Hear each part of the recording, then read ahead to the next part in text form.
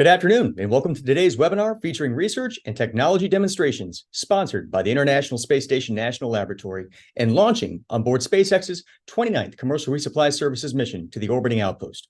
I'm Patrick O'Neill, Public Affairs and Outreach Lead for the ISS National Lab, but since it is also Halloween, figured I would double today as James Tiberius Kirk, Captain of the USS Enterprise. For those that are also interested, I do believe that it is stardate 10/14/28.88. So feel free to check me on that to ensure accuracy.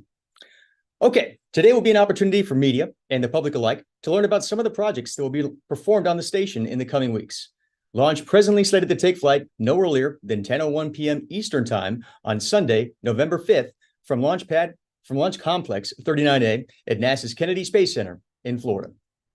Okay, so a little housekeeping up front for the attendees. Members of the media, should you wish to ask a question, please raise your hand in the Zoom and we will work to unmute you. For the general public, should you wish to ask a question for consideration, please use the hashtag ISS National Lab. Okay, before we get into the specific payloads on this mission, we are also joined by science leadership within the ISS National Lab and NASA's ISS program to provide remarks on this mission and the state of the orbiting laboratory. To kick things off, I would like to first introduce Michael Roberts, Chief Scientific Officer for the ISS National Lab. From there, we will hear from Meghan Everett, Deputy Program Scientist for the ISS program at Johnson Space Center in Houston. Dr. Roberts, the floor is yours. Thank you, Tiberius. This is an honor to be introduced by the captain today. Welcome to everyone who's joining us on today's webinar. We're very excited here at the ISS National Laboratory. This will be the last Commercial Resupply Services mission to the International Space Station of the year, but we've had a very busy year. This will be the fourth launch in this calendar year, bringing more than 135 payloads to the International Space Station, which would be the highest number of payloads sponsored by the ISS National Lab in a single calendar year to date. As I hope everyone here knows, the ISS National Laboratory was created with the specific purpose to support increased access to low Earth orbit and space for the support of research, technology development, education outreach, and workforce development that benefits us here on Earth. So the ISS National Laboratory operates in parallel with our partners at NASA to continue to explore space and to support access to space for technology development and research that benefits us here on Earth. We have seen here at the ISS National Lab in this past year the continuing growth of the commercial sector and the engagement of multiple other US government agencies in seeking access to space. And this particular mission is reflective of that and the diversity of payloads in the life and physical sciences. If you've had a chance to visit our website or you've received our most recent update on the CRS SpaceX 29 launch, if you haven't, I encourage you to visit. It is very appropriate for today's theme of 31 October. Microbes, mucus, and brain organoids are just a few of the exciting payloads supporting science that are going to station on today's launch. Today, you'll have the chance to hear from some of the research teams that are operating these payloads, design these experiments, and are anxiously awaiting the launch of CRS-29. You'll be excited to hear a bit more about these projects, just as I am, and the impacts that they might have on the scientific community as a whole. With that, I'd like to kick it over to Dr. Meghan Everett, the Deputy Chief Scientist for NASA's International Space Station program, to talk a little bit more about the projects that are flying from NASA's side of the house. Meghan? All right, thank you, Mike, for that great introduction. So similar to Mike, I am really excited to get to talk about some of the science that is flying up on SpaceX 29. So as Mike said, this is a really big science mission. We have nearly 1,600 kilograms of mass flying up on the vehicle. And on the NASA side of the house, this includes approximately 15 investigations that touch on areas of human health and performance, technology demonstrations, education outreach programs, fundamental science, and even Earth observations. So I would love to have 30 minutes and highlight all 15 of our different investigations, but I only get a couple. So I'm going to highlight some of the ones that really hit hard on NASA's mission to support some of the novel research that improves Earth-based capabilities through space innovations, and then some of the research that improves science capabilities on ISS for future exploration missions, supporting those programs to go beyond low Earth orbit. So the first two that I'm going to talk about are on the outside of the space station. And so the first one is called Illumity, and that is looking at optical communication to allow for lower power and smaller hardware to send data packages from the International Space Station all the way down to Earth. And this capability would tremendously enhance our science that we're doing on the space station, because we can get more data down to Earth faster, allowing the scientists to analyze their data faster and make quicker decisions on how to go forward with those next steps. The next one I'm going to talk about is called AWE, and this is an atmospheric waves experiment. So this is looking at atmospheric waves, which are just kind of, you can think of them as little pockets of energy going through the atmosphere. And they're very, very tiny in the lower atmosphere where they start. And then they grow as they go to the upper atmosphere, closer to ISS, where we can measure them. So this is a brand new capability to be able to measure these atmospheric waves. And we're hoping these atmospheric waves will tell us more about space weather. So we'll be able to look at winds that might impact satellites, or even tell us more about climate changes, which are very impactful for here on Earth. The next two investigations, I'm going to move you to the inside of the space station. So we'll do this work inside the International Space Station. And the first one is looking at, it's called Aquamembrane 3. And this is looking at aquaporin proteins, which are naturally occurring in living cells. And we're looking at the ability for these proteins to filter water. And we all know that clean water is a huge problem on Earth in poorer areas, or areas where we have military going in, or just extreme environments. So the ability to improve our water filtration capabilities could enhance not only astronauts' ability to reuse and recycle water, but also be a huge benefit to, again, those places in extreme environments here on Earth, or where we can improve the health of humans on Earth in those at-risk populations. And the last one I'm going to touch on is called cell gravisensing. And this is really exciting because it can be impactful for our astronauts on the space station who experience losses in muscle strength and bone health due to not having gravity on their bodies, as well as disuse-related diseases here on Earth. And so what this study is looking at is the ability for one single cell to respond to the sense of gravity pulling on that cell. And when the gravity pulls on that cell, the cell responds by releasing proteins or other molecules that would help promote muscle strength or promote bone health. And this ability to respond to gravity is really, really hard to measure.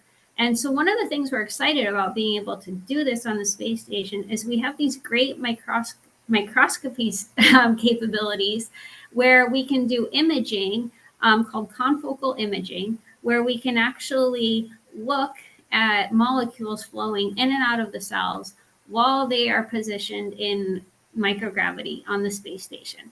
So this is brand new research, super novel capabilities, gold standard level research that we're doing on the space station that will hopefully give us great information on disease populations and improve our ability to maintain human presence in low Earth orbit and in exploration destinations outside of low Earth orbit. So with that, I'm going to pass it back to Patrick to carry on with the rest of the show. Awesome. Well, thank you so much. Greatly appreciate both Dr. Roberts and Dr. Everett for joining us and providing your insights. Also great to hear about some of the NASA investigations that will be going up on this mission. But that said, now we are going to switch gears a little bit and bring in some of the research teams that are sponsored by the ISS National Lab on this mission. Again, as a reminder for media that are joining us in the Zoom, if you would like to ask a question, please raise your hand and we will unmute your line. For those that are joining via the webcast, please send your question using the hashtag ISS National Lab. Okay, first and foremost, I would like to introduce Dr. Emily Dresser from the University of California in Santa Barbara. Dr. Dresser and her team are leading the gaucho lung experiment, which I imagine has something to do with the human lung. So, Dr. Dresser, good morning to you on the West Coast, and Good please tell us morning. a little bit more about your project. Happy to tell you more. Thank you, Patrick, for the introduction. So our team is interested in what is called the respiratory distress syndrome. And so what this is a respiratory deficiency or difficulty in breathing, and that can be caused by different things. It can be due to an infection, or it can be due to premature birth, right? And that's going to be the case for about 1 in 10 premature babies. So what we're interested in is optimizing the treatment that is provided to those patients. So the treatment as it is right now is drugs are loaded into a fluid, and then this fluid is injected directly into the patient's trachea. And it's going to make the drug and the liquid are going to make their way into the lungs up to the very small nooks and crevices inside the lungs, and then facilitate the breathing once they get there. This treatment works great for infants. It doesn't work as well for adults. And so we've been trying, and other teams have been trying to understand why. And so you have differences between the lungs of an infant and the lungs of an adult. Size is the first effect that you can think about. So you can think directly about the effects of gravity there. The amount of branching is also going to be different in our lungs versus the lungs of a baby. And then the last effect, which has really not been studied that much so far, is the effect of mucus. Adults have a lot more mucus, especially when they suffer from an infection, than infants do. And so how does the mucus in our respiratory system affect the transport of those drugs and those plugs of fluid? That's really the question we're trying to answer. And we're engineers, right? We're fluid mechanicians. So that's what we're going to focus on, right? And then we're going to try and build this fundamental knowledge, build this understanding so that, the biomedical side can of develop and their development can pick that up and really develop improved treatment. So what are we doing and why do we need the ISS? So as I was telling you, we're engineers. So we're looking at flow in tubes, not directly, in the respiratory system of a human or a mouse. We're simply going to use those tubes, and we're going to look at the transport of liquid. Our tubes are gel coated. And if we run experiments in the lab, it's really hard to differentiate the effect of gravity, surface tension, or capillary effects, and the role of the mucus, right? All of those things are going to be combined, and then you can even add to that inertia if your tubes are really big, or if you're pushing the plug really fast. So everything is mixed together. As soon as we want to separate those things, what we have access to on Earth is the size of the tube. If we use small tubes, we have capillary effects dominant. If we use large tube, we have inertia and gravity dominating the flow. But we can't use large tube to probe those capillary effects without dealing with gravity. So that's why we're going to space, right? We're trying to separate those different effects so we can understand the role of capillary effects, the role of gravity, the role of inertia, and then how the mucus is modifying all of those, or is affecting all of those effects. So we've developed a really strong, I think that's where we stand right now. It's working great. Our experimental system that was developed on Earth with the implementation partner, which is Bioserve on this project. We have worked with NASA imaging team, and we're ready, to take picture and run our experiments. So what the astronauts will do is they will push fluid into those gel-coated, mucus-lined, it's an artificial mucus for us, but in those mucus-lined tube, and then we're going to push the fluid back out of the tube and see how much fluid gets trapped, how quickly the fluids can be pushed back, depending on the amount of mucus lining that we're using. So those are the experiments that are going to be conducted on board the ISS, and then we'll be kind of on standby here and looking forward to analyzing those data and making sense of them. So to conclude, really excited to have this opportunity to work in a zero gravity environment, to work with the implementation partner, Bioserve, work with CASIS and NASA and the astronauts to carry this project forward, and then build fundamental knowledge and hope to develop therapy to make treatment more efficient for patients with, respiratory distress syndrome. And I was going to insist on the fact that this would be really an improvement for adults because the treatment works well for infants. All right, that's that's what we're hoping to do. Fantastic. And once again, I would encourage media, if you do have questions, please raise your hand. If not, I do have a couple of quick follow-ups on my end. Great. So, I had the chance to join your team a couple of weeks back to shoot a video on this investigation. And again, I was really captivated on how fluids or, a transport investigation could also have profound impacts on life science research or future therapeutics for patients on Earth. Can you talk about how projects like this blend both engineering and science? You kind of touched on it a little bit, but maybe, dig a little deeper in. Right. So I think no matter how good the drugs, are, if they don't make it to the region of the lungs where they are needed, then you don't achieve, the goal that you're trying to achieve, and you don't make the patient feel better. So our approach is very much build on fundamental knowledge, develop your understanding of the fluid mechanics, and then you can develop the therapeutic side, right? So one of the things we're trying to understand is, do you get better drug delivery if you use larger plugs, or if you use a series of small plugs, right? And then there's going to be also the question of how are those drugs modifying how the plug is being transported. What you've got to understand when you're thinking about the transport of a plug of liquid is either the plug of liquid is transported as a block, at a certain velocity down into the respiratory system, first driven by gravity and then driven by capillary effects, right? So either it's moving as a plug and then you're delivering as much as you injected, or you're having some sort of destabilization of the plug. And so you could think that of two effects. You could think of the formation of a film behind the plug that is then going to coat regions of your respiratory system where you don't need those drugs to be delivered, right? They could even get stuck in the mucus and never make it into the region that is important for breathing, or that has been affected by the infection.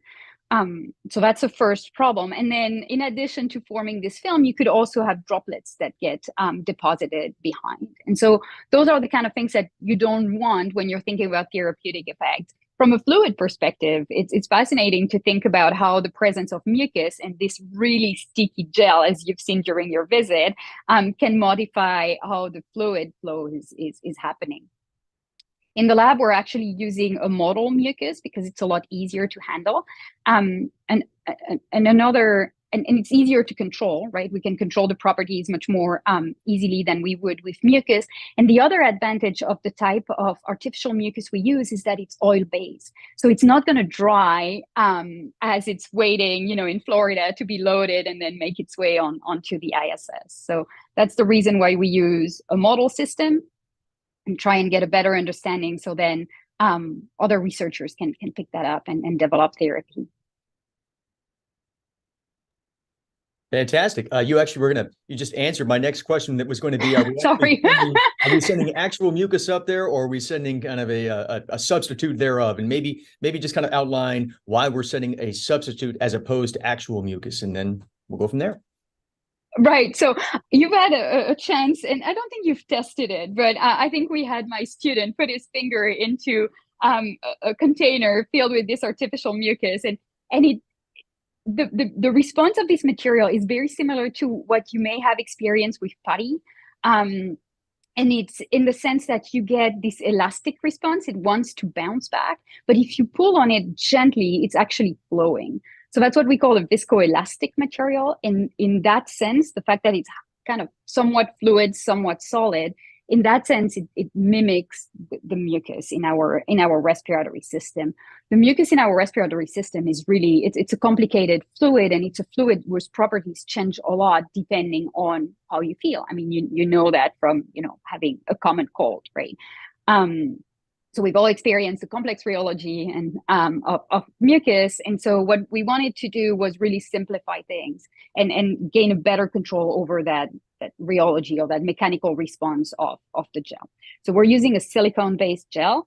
The two really kind of practical advantages of a silicone-based gel is that it's inert, right? So we're not exposing the astronaut to anything that would be toxic or unsafe on board the ISS. And then it's a gel that doesn't dry, right? Maybe I should not reveal this, but I made a sample before a break. And so I decided to take that sample home, which was supposed to be, I don't know, a long weekend maybe. And then the sample got stuck at home and it was there for 6 months. And when we pulled the sample out, we realized it was extremely stable.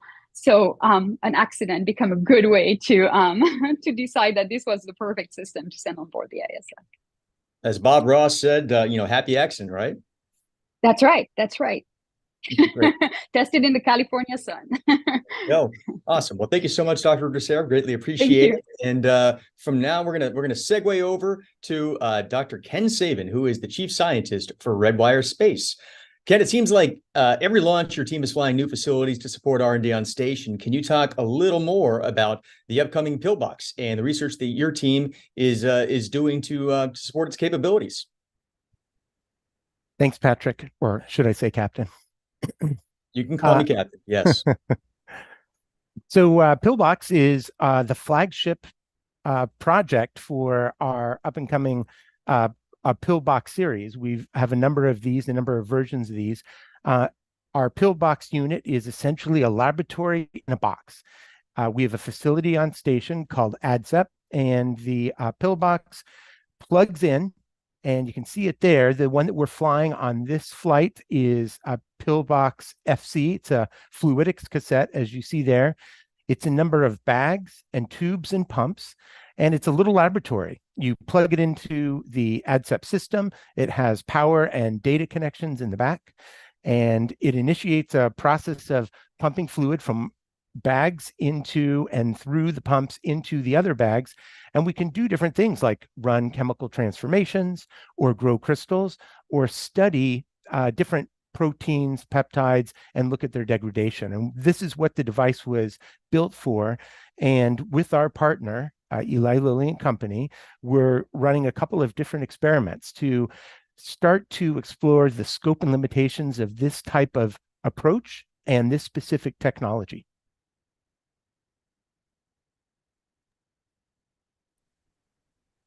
Fantastic. Thanks, Ken. And, a quick follow-up on my end. So this is not Eli Lilly's first trip to the space station. Can you maybe talk about some of the things that they have done previously and, how this relationship evolved? So as it turns out, in my previous career, I was an employee at Eli Lilly and Company, and I was called by people at CASIS, at the people who operate the International Space Station, U.S. National Lab, Patrick and Mike among them. And I was asked, would I like to run experiments in space? And we used it at Eli Lilly and Company as an opportunity to investigate interesting science and do things with NASA and with the National Lab, but also explore our own innovation and look for opportunities to do new and fantastic things. We ended up running 5 separate experiments in that during my career at Lilly. Everything from looking at investigational drugs that were being prepared to potentially go to market, looking at how materials dissolve when they float on the ground, but in space, that doesn't have the same meaning. So how do they dissolve when they are a jumble and not just floating on the surface? We also looked at crystal growing, a couple of experiments at crystal growing, and we ran an experiment to study lyophilization. That's freeze drying of material. As it turns out, when you go to freeze dry bulk material on terrestrially on the ground, it oftentimes will layer out. It looks like a cake where some of the layers are powder and some are crystalline. And we wanted to understand, is that an effect of when you freeze it, it's frozen in water, or is it when you dry it, it goes directly from the solid phase to the gas phase? And to understand that, if we could understand that, we might be able to adjust our program on the ground to make up for the fact that we oftentimes don't want them to separate out like that. So those are the experiments we ran in the past. And Lilly is people, after my time are carrying the flag forward for Eli Lilly and Company. It turns out that the this flight with investigators from Lilly is not the only set of experiments being run as this part of the mission. There's actually other experiments that are run on next missions as well, some with Lilly and some with not. Fantastic. It's great to see that Eli Lilly is going back to space and doing it with your team. And then, I see that we do have a hand raised from Will Robinson Smith. Hey, good afternoon, Pat and Ken. Hope you're both doing well. With Spaceflight Now, Will Robinson Smith here. Good to see you both. Question to you, Ken, about this pillbox. Once it's on station, will it require any interaction with any of the crew on orbit, or once it's plugged in and set up, does it just kind of run on its own and do its own thing? Thanks. That's actually a great question. So the pillbox system, these cassettes, they do require some astronaut intervention. So the astronauts, once the cargo vessel makes it to station and docks, the astronauts will pull the payloads out. Other materials are in there with it. But when they pull our system out, it will be unpackaged and it will have to be plugged into the unit. Although in the future, we are looking at robotic systems that will be able to be automated on some potentially uncrewed vessel.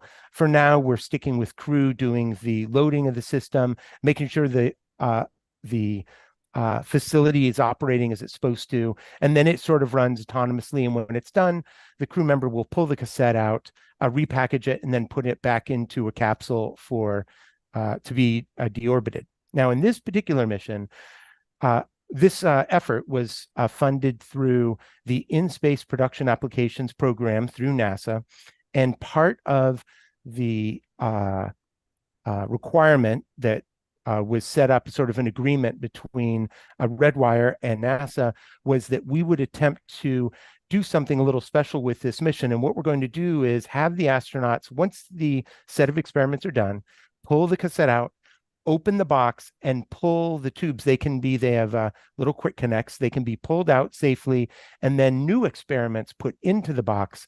It can be closed back up and then reinserted and run again. So we're going to, in this particular mission, attempt what we call a fluid transfer, or a fluid switch, a fluid cassette switch. So in general, though, the boxes are made to be run autonomously and sealed so that the astronauts don't have a lot of interaction. But if necessary, we're going to show that astronauts can even open the box, switch out, do other experiments with them, and ultimately make them even more versatile. Awesome. Great question. Thank you very much for the answer. And then also on top of that too, Ken, your team, obviously we're launching Pillbox on this investigation, but I think that your team is also supporting additional bioprinting in space. Can you provide a little more insight into some of the recent highlights in this area and what is next? So over the now a couple of years, we've had an ongoing program to build and deploy a bioprinter. So this is a device that, like a printer like you'd have at home, prints out onto a surface. And in this case, it prints in 3 dimensions. So it will print a layer and then print a layer on top of that. And it can do so with what we call bioinks. These are materials that are made of cells and other materials that make up what we believe is a very close likeness to human tissue or other tissue. And on a previous mission, we flew the facility, the large device that does this, and a cassette. And the cassette was set up to print out a meniscus. And we successfully printed the meniscus on the last flight and returned it. And it has been returned to our partner, Uniformed Services University, for study. And it was kind of a demonstration that the concept and the hardware worked. And now on this flight, we're going to be flying a new cassette. This cassette will be to print heart tissue. And this is not thin. We're considering this what we call thick heart tissue, which could ultimately lead us to printing not only heart patches, so kind of tissue therapy, but even doing whole hearts. I mean, that's ultimately the long-term goal of this type of effort, is to print organs for transplant, and even organs for transplant that may be derived from your own cells. So they would be genetically identical, and that eliminates a lot of the issues associated with rejection. That's a long-term goal. Ultimately, that is what we want to try to get to. But in the short term, there are other applications of this type of technology.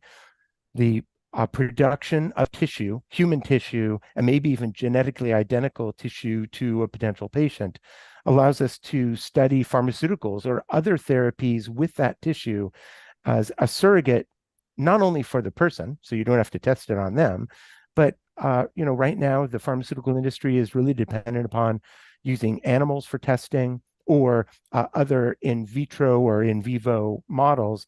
And being able to test something on your own tissue would be extremely helpful, not only from the standpoint of better modeling towards you or the person who's going to be the recipient, but also in eliminating the ethical challenges of using animals.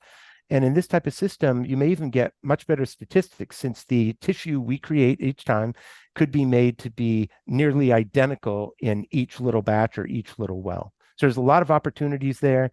And our biofabrication facility, our BFF facility, is really a big push for the organization from the time I've joined the company, and I know it will be on into the future. Awesome. Thanks, Ken. A lot of great stuff from your team and continued success on this mission and beyond.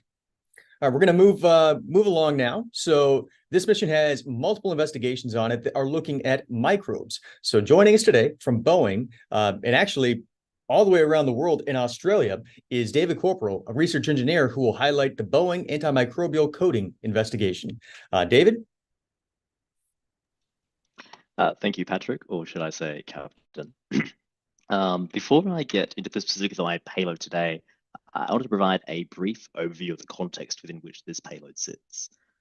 So I'm sure, as many of you know, Boeing has been in human spaceflight for decades, all the way from the Apollo program to programs such as the ISS and the CST-100 Starliner.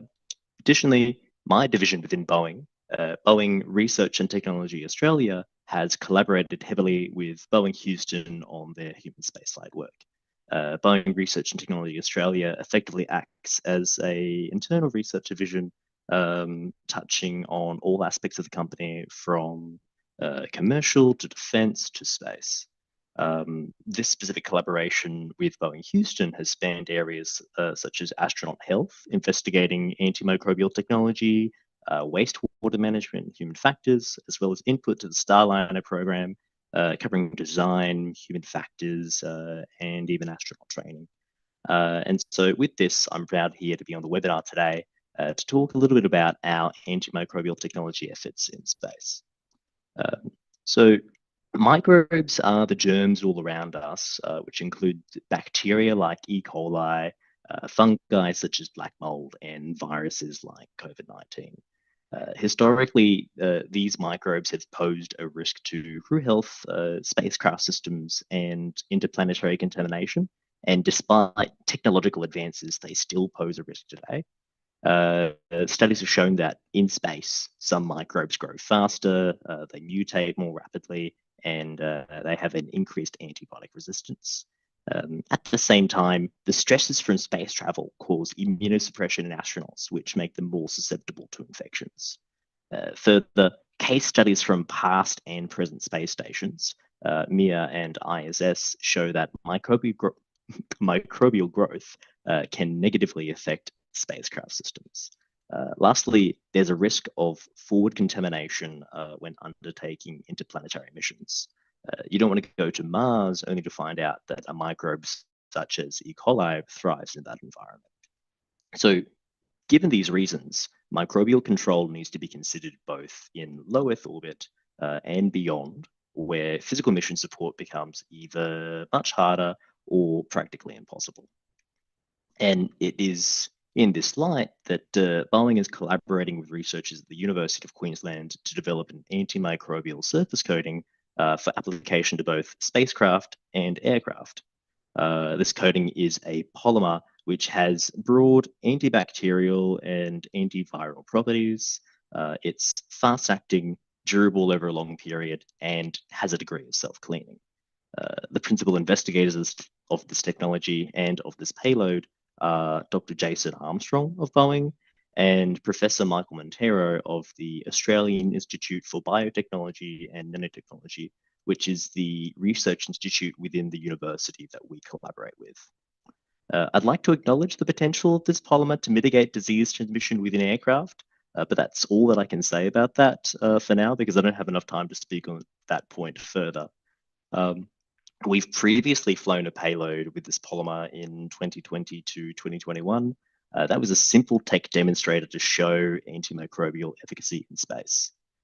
Building upon that, this payload, ISS antimicrobial coating or Boeing antimicrobial coating, aims to further characterize how the polymer performs in space by investigating its efficacy against aerosol deposited microbes, touch deposited microbes, and the coating's durability after crew interaction. This is going to be done using 6 sets of hardware placed in 4 different locations on station, where we would expect high concentrations of microbes. These hardware sets are made up of multiple samples of 5 different materials, and these materials are representative of high-touch surfaces from which you would expect microbial transmission between people to happen. Some samples are coated with the polymer, while some are not and will act as controls. The astronauts will touch the touch efficacy and durability samples 3 times a week, while the aerosol efficacy samples won't have any interaction. The experiment is scheduled to run on station from November to April next year. Just before return, the astronauts will swab the surface of the samples, and those swabs will be returned to Earth for analysis in a lab down here. Project closeout is expected around mid-2024, and we'll have completed, both the lab and the data analysis. In terms of the hopeful outcomes from this project, we have 3 broad outcomes that we're expecting. First, there will be microbial growth on the control surfaces. And then second, in comparison, there'll be minimal to no microbial growth on the polymer-coated surfaces. And third and finally, there'll be minimal to no coating coverage loss, which matches the past durability results that we have from labs on Earth. In terms of the benefits from this research, they can apply to both Earth and space. On Earth, the results from these experiments act as a further vote of confidence for the application of this technology to aircraft, airports, and other areas where mitigating disease transmission is a priority. And then in space, this technology could help mitigate the issues mentioned before of astronaut health, spacecraft systems, and interplanetary contamination. And in doing so, it would assist in making long-duration crewed spaceflight to the Moon and Mars more viable. And that's my payload in a nutshell. Thank you. That's a great overview. Thank you so much.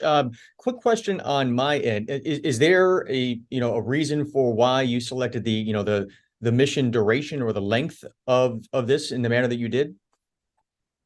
Yeah, so it's striking a balance here with an eye to the long-term space flight aspect here, as well as long-term application on Earth.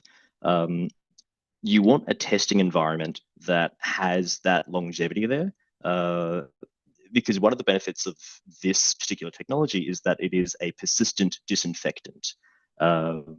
It keeps a surface clean for a lot longer than just, say, bleach.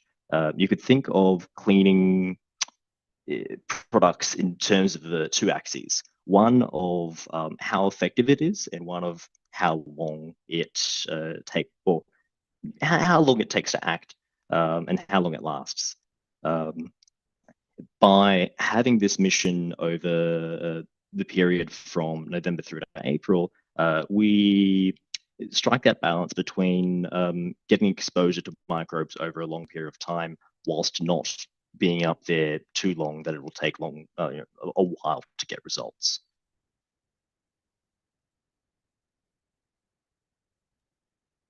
Perfect. And then, are there any other industries that that this type of R&D might be applicable towards in the future, depending upon some of the results that are generated?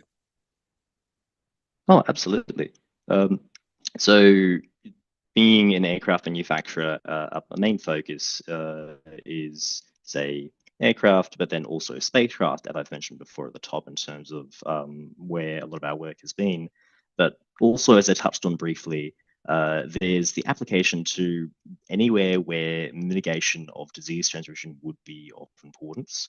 So there's the potential for this to be applied to areas such as public health, public transit, and food preparation environments, where you really want to ensure that you aren't transmitting potentially pathogenic microbes there. Perfect. Yeah, I was wondering if there might have been some potential translations towards like healthcare and whatnot. So you kind of answered the question from my end. Fantastic. Well, David, thank you so much. I think I speak for Dr. Roberts on our end, where he is a major fan of all things microbes. So again, looking forward to seeing how this investigation plays out for your team, and hopefully there'll be future ones that we can collaborate on too. Oh, thank you, Patrick. And our last speaker for today's webinar is going to be Dr. Catherine Gardner-Vandy. She is an assistant professor of aviation and space at Oklahoma State University, and she will be discussing an education outreach project titled Choctaw Heirloom Seeds. Halito, Captain, that's hello in Choctaw, and Yakoki, which is thank you for having me here today. I am visiting with you all from Oklahoma, a state that has 39 different tribal nations. And like in that introduction, as a citizen of Choctaw Nation and as an assistant professor at OSU, I'm really excited to represent our Choctaw Heirloom Seeds project today, in part as a co-PI with the other co-PI counterpart, Dr. Ian Thompson from Choctaw Nation. And we do this project with Choctaw Nation, with Oklahoma State, with the NASA Science Activation Program, with Boeing, and with Oklahoma State. So we really, really appreciate being here today. So I'll describe a little bit about our project. Through this project, we're sending about 16 ounces or a little less than 500 grams of 5 different types of Choctaw Nation's heirloom seeds up to the ISS. Our seeds will stay on board the ISS for on the order of months to experience the conditions of space, to experience radiation and microgravity. They will get taken out at some point to be handled by an astronaut to take some videos and some pictures. But basically, they will be in storage most of the time so that they can have those experiences of just being on the space station and getting irradiated. After a few months, they will come back to Oklahoma, and students at Choctaw Nation's boarding school called Jones Academy will plant the seeds alongside seeds that were not sent to space. So the students will be able to do some investigations about those 2 different types of plants and see what observations they can make about differences in their growth between those that went to space and those that did not go to space. The entire story of these seeds' journey will be documented after the fact into curriculum for middle school grades as part of OSU's NASA Science Activation Program called Native Earth, Native Sky. Within that Native Earth, Native Sky program, we build Earth Sky STEM curriculum with different nations within Oklahoma to hopefully show the Native students who are doing the curriculum, but also show everyone that Native culture and Native traditions can be beautifully braided together with the earth and the space sciences. So our goal in the very long term is to see more Native American students taking part in STEM fields and have those numbers of Native American bachelor's degrees and then master's and PhDs grow into different earth and space science STEM fields. That was a great overview. A couple quick questions on my end. Sure. Why those seeds? There's 5 that are going up, but what was the determining factor for those respective seeds? Yeah, so the 5 different types of seeds, we've got Choctaw sweet potato squash, we've got corn, a type of corn that would be used very traditionally within Choctaw Nation. We have a couple different kinds of peas, and then we have a leafy green called lamb's quarter that will be going. And those are all very traditional Choctaw foods. These seeds are 5 of, I believe it's 6 or 7 different types of seeds that are available to Choctaw citizens as part of the Growing Hope program. This is a program that banks all of these heirloom seeds, and citizens can request the seeds to have their own gardens. And the goal there is to really have the dissemination of the seeds, and for Choctaw citizens have very healthy Choctaw traditional foods. So those 5 particular seeds are very important types of foods within Choctaw culture. Awesome. Thank you for the background on that. And then you also mentioned too that they will be on station for a couple of months. So that means to me that it's probably not coming back down on SpaceX CRS-29, but rather staying for a little bit while longer. Yes, yeah, we're not exactly sure when the seeds will be coming down, but we would like them to be on station for long enough that they really do have that experience of being in microgravity, being irradiated for a certain amount of time, so that when the students do plant the seeds, they might be able to see some differences that can be observed. Are the students planning on putting like a hypothesis of what they think is going to happen with the seeds in space versus those that are compared to the ones that are being grown here on Earth? Yes, we hope to do a lot of pre-work with the students to talk about the seeds journey. We will talk about what rocketry means. How does spaceflight even work? We'll also ask the students a lot of questions about what they think spaceflight might do to seeds like this, so that when they make those observations, they can come back around and see which ones were correct and which ones they may have to rethink. Well, great program, and again, thank you so much for communicating. What to expect with this. So, awesome. Well, I want to say thank you very much to all of our panelists today. I also want to thank the media that were able to join and listen in the public who are watching via the live stream on YouTube right now. So as of right now, we are still slated for launch no earlier than Sunday, November 5th at 10:01 p.m. Eastern Time. And I encourage everyone to look on our launch page for videos and stories on some of the investigations that were discussed today, as well as other investigations that will be participated on, again, during the duration of this mission. For real-time updates, I encourage you to visit nasa.gov for additional information on launch itself. And again, looking forward to a great launch. Thank you again for joining us. Live long and prosper.